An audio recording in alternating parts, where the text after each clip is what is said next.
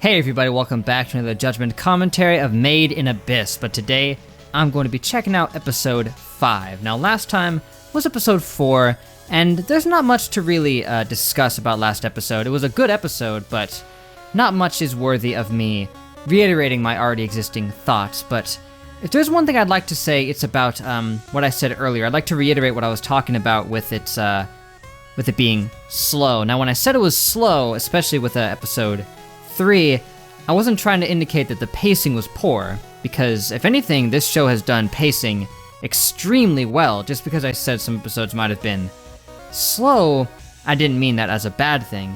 I just meant that it's emphasizing a lot of build-up and character growth and development, and it's doing a really good job of that. With only episode 4 maybe being a little slower than I would have liked, but otherwise it was still a good episode with a lot of fine detail that you can observe. Like, so far, one of the things that I've enjoyed the most about these 4 episodes is its pacing. It's been very detailed and focused on emphasizing characters and their relationships and all that. It does a really good job.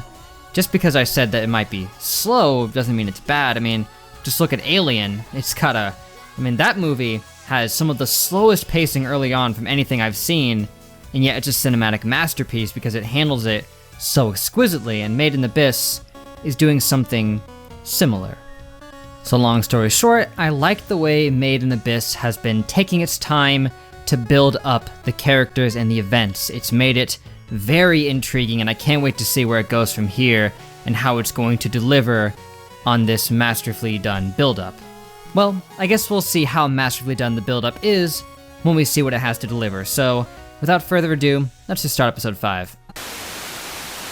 Well everybody, I guess that's going to be it for today, but thank you for watching. Make sure to leave a like and a comment if you enjoyed, and subscribe to be updated on more. Let me know what you thought of today's episode, any insights you'd like to fill me in on. I've been getting some good insights on the Patreon comments already, and I appreciate that immensely, but for today's episode, wow. The tension was pretty good, and that nightmare he had was quite chilling indeed. Ugh.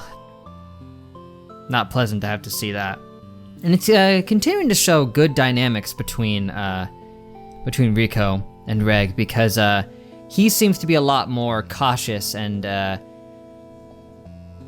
actually unsettled by a lot of the things happening down here, while she isn't really phased, you know? She's more optimistic, like she's been, of course, and approaches it with a positive outlook, you know? Even if something goes wrong, she looks at a positive spin, which is admirable. And like he pointed out, seeing what he saw gave him an intense nightmare, and for her, all she cared about was the giant fire blast that he did to save her life. Didn't even care that she could have gotten vaporized. Because she's like, hey, it's okay. We can learn, we can train, we can learn to control it. Awesome. Also, is it just me, or have most of the episodes had at least one moment that just makes Reg uncomfortable? You know, something goes down that, kinda, like in the last episode with the big guy when he's, you know what he did. that made him uncomfortable, and now here he had to take her shirt off to make sure that she wasn't hurt, and all of her observations of him in the notebook weren't helping him either. I don't know why that's a recurring theme, but it's interesting, I guess. And sometimes I forget that they're depicting him where everyone believes that he's just a complete robot, and from the way they're describing it seems like he is, and yet at the same time, he's just as human in the way he acts as anybody else could be, you know? So I don't think of him as a robot at all. He's just a person. Because she's all like, hey, don't be bashful, you're a robot, but it's like, he doesn't really think like a robot or feel that much like he's a robot. Heck, he didn't even know until just recently. But still, this was a really good episode, and it sets up things well for the Seeker camp. Are they going to be helpful in there? Are they going to be a hindrance?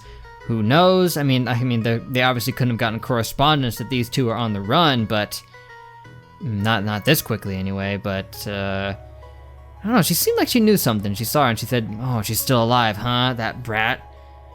Wondering how much she knows about this and how she's going to be treating her here. But that is something I'm going to find out next time. So thank you once again, everybody, and hope to catch you then. But until then, I will see you guys later.